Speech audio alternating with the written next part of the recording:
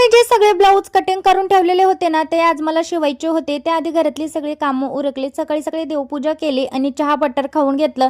त्यानंतर ना मी लगेचच हुका लावायला बसले ब्लाऊजच्या, कारण मला हे ब्लाऊज अर्जंट द्यायचे होते 2. म्हणलं चला आवरायच्या आधी हुका लावून घेते आणि हुका लावून घेतले. हे 2 ब्लाऊज मी रेडी केलेले आहेत सकाळी आणि असे पफ स्लीव त्याचे केलेले आहे. स्लीव खूप छान झालेली होती. पफसुद्धा खूप छान पडलेला होता आणि बॅक हुकांचा होता हा, म्हणून खूप असा सुंदर लुक देत होता.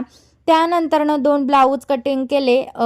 कटिंग तर आधीच केलेले होते. परत 2 ब्लाऊज शिवायला घेतले फटाफट. ते 2 पण एका नवरीचे होते म्हणून ते पण मला अर्जंट शिवायचे होते. हा लाल ब्लाऊज लगेच रेडी करून घेतला. तो हिरवा घेतला. त्यानंतरनं फोटोशूट त्या दिवशी अपूर्ण राहिलेला तो पूर्ण केला.